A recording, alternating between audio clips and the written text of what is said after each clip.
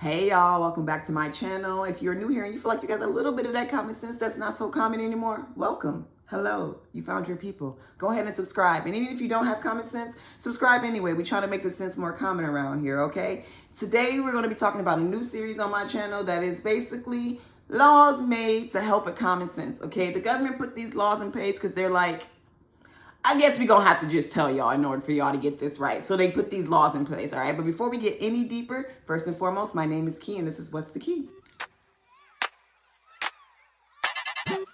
For me, break, for me, break the body for me. Okay, y'all, let's get into it. I think I first want to start off these videos with a law that the federal government made for themselves that they put in place that is kind of like, and why did y'all have to say that? Okay? As always, if I'm looking down, I'm looking at my notes. The first law I want to talk about is the law from the federal government, the public law number 118-74, which was put in place on July 30th, 2024. The general gist of this law is basically saying that if you are a federal government agency, enterprise, etc., you have to buy American flags that are made domestically, in-house, in our country. You telling me right now the White House flag was made in Australia? The one over the Pentagon says made in the UK? We gotta tell the federal government to buy domestically made American flags? Asinine. Absolutely asinine. That law went into effect on July 3rd, 2024. Of course, there's a few little exceptions for it. But for the most part, the federal government made a law to tell the federal government that, hey, you need to buy domestically made United States flags. You cannot get your flags from Australia. You cannot get them from Europe. You cannot get them from China. You can't get Russia to make your flags. Get them domestically made. Federal government, do better. Why we gotta tell you that? That's ridiculous. That's ridiculous, okay? So that is the federal government law that we're starting off with. In this video, we're going to talk about the state of Illinois and the new laws they put in place, okay? When I tell you most of the laws they put in place was to put you on these insurance companies' necks.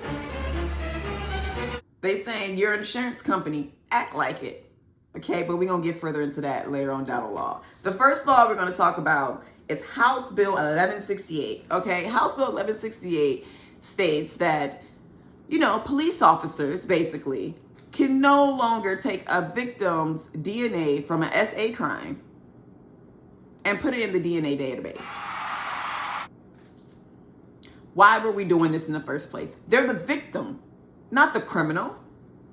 So why when we collected I don't understand why their DNA went into the database. It's almost like they were trying to basically find a way that they could collect DNA for people without warrants or anything to solve other crimes and things like that. Just because, you know, just because someone comes in as a victim doesn't necessarily mean that they've never committed a crime.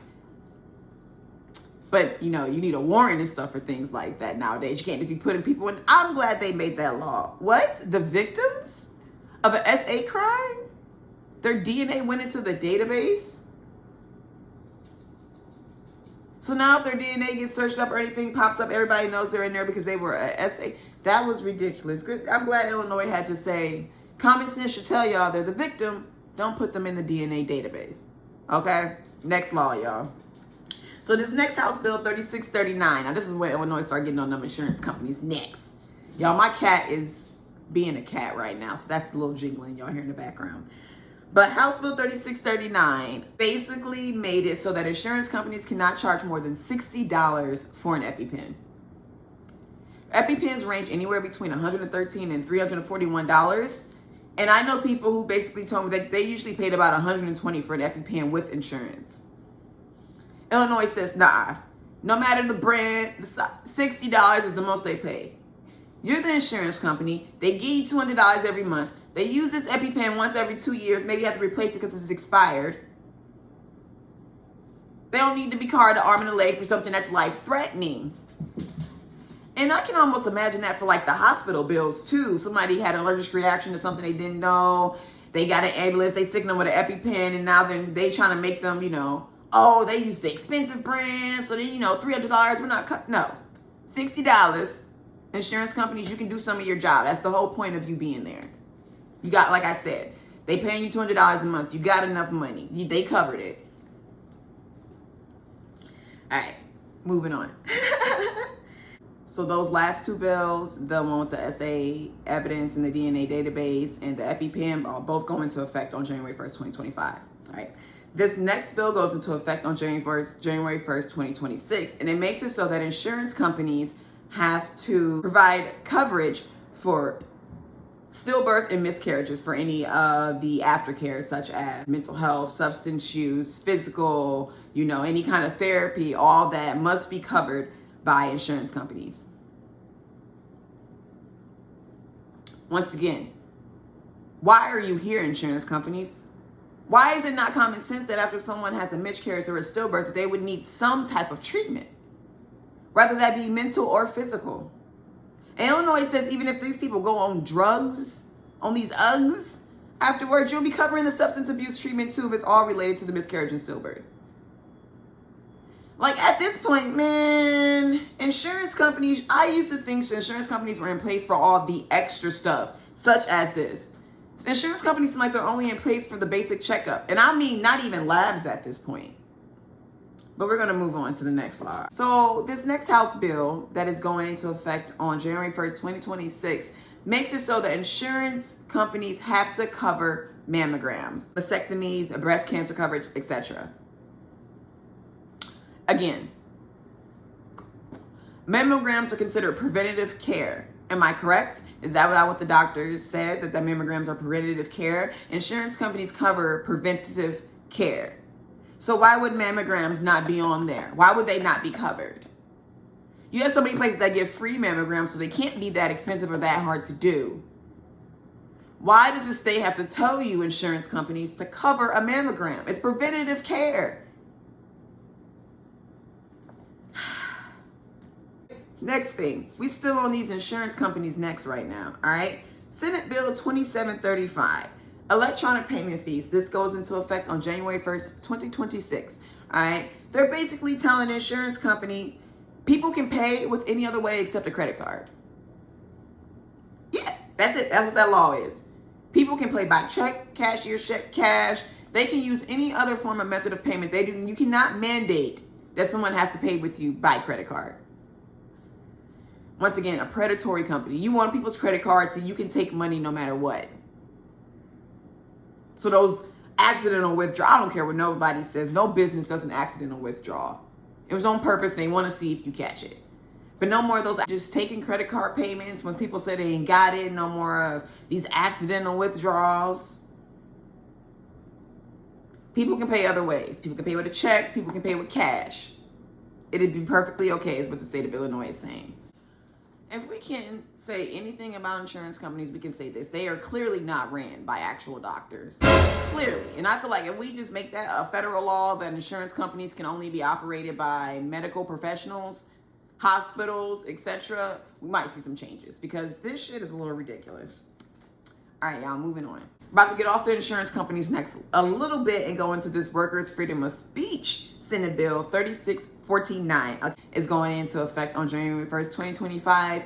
And basically what it says is that you cannot fire, retaliate, do anything crazy to an employee just because they don't want to go to your employer-sponsored meeting about anything political, etc., that does not relate to the work job. They also say that you cannot retaliate against anybody that doesn't want to bring up anything such as religious or political matters with you in the workforce. Okay?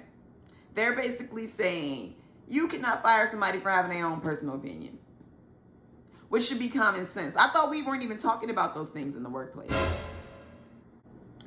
All right, y'all. Moving on.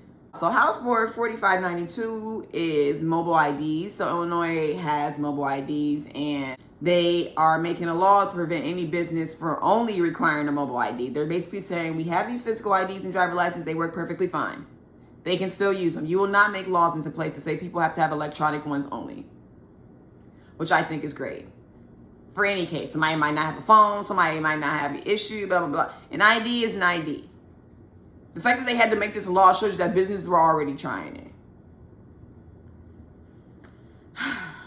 Moving on. So House Bill 4926 is going into effect on January 1st, 2025. And in this bill, they're making it so that the landlords cannot charge a tenant a credit screening fee if a tenant has a credit report from the last 30 days that they paid for, a respectable one, and they can give it to the landlord at no cost to the landlord. Okay? I think that's a great idea. I mean, it should be common sense that, you know, if somebody has their own credit report, because most people do when they're going for looking for housing and stuff like that, they pull their own credit report so they know what they're working with. Like I said, half these credit screening fees, when you see some of these credit screening fees, you realize I can buy a credit report for a lot cheaper than that. A lot of these fees are just extra fees for the landlord to put extra money in their pocket. It takes nothing from them to run a credit report. Nothing.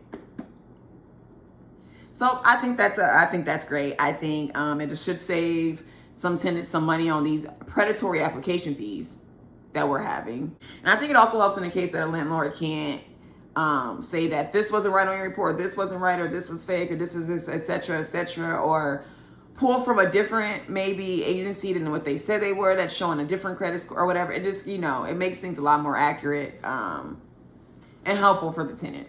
I do wonder though how this works across different bureaus. Like if someone says I only require a FICO and this one says I want a TransUnion, like I wonder how it kind of works across the the different credit bureaus.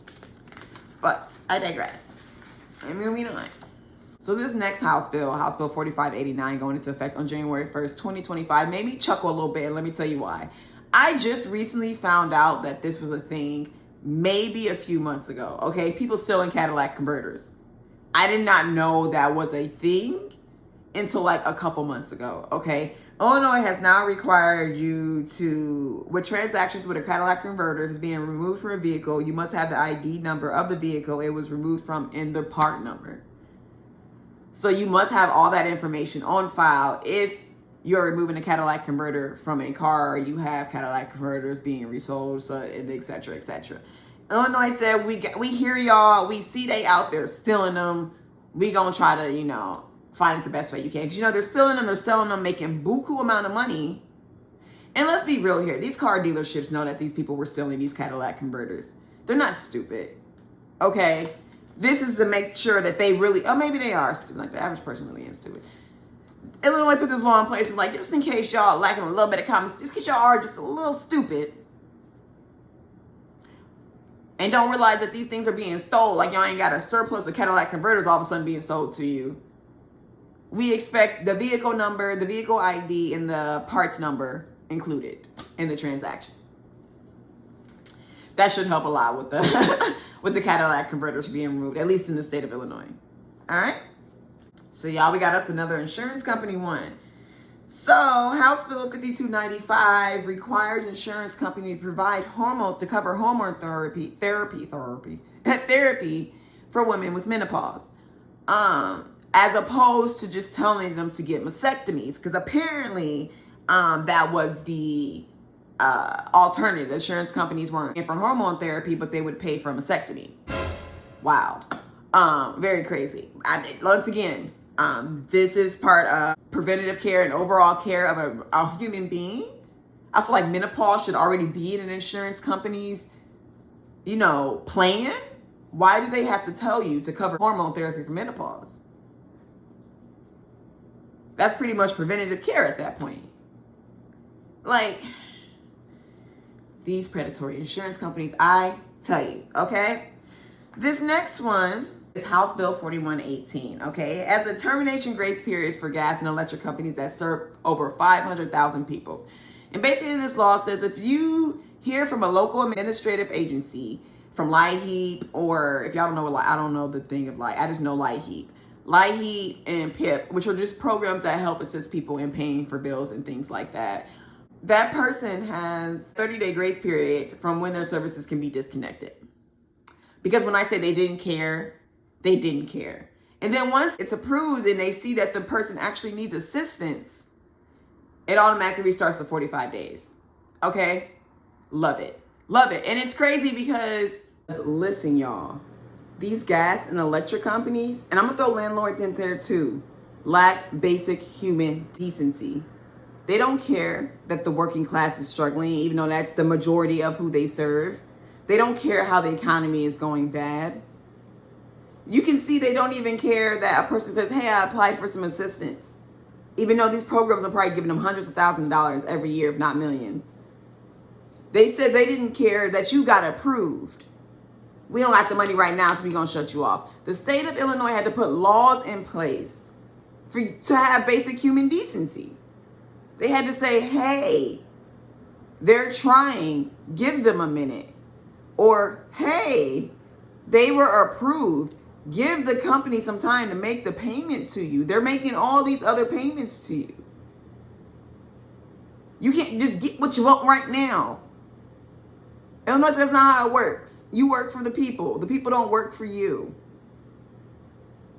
Good job, Illinois. I really appreciate them throwing that in there, okay? It's very much needed, apparently.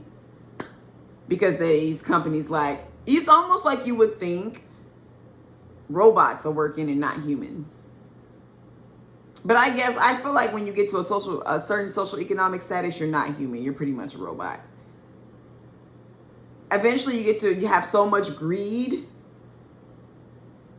that it's just, you can't have the same empathy and stuff as a regular human. So maybe they are robotic. But y'all, that brings us to the end of the video. If you guys liked it, go ahead and give it a thumbs up. Thank you so much for watching. Let me know, do you think I went overboard in some of these laws? Or were you shocked as well that some of these laws had to become laws, but you understand because of lack of common sense, okay? We know that the common sense is not there anymore, and so it had to be put into place. But let me know y'all thoughts in the comments. I'll talk to y'all later. Bye. For me, break, for me, break that body for me.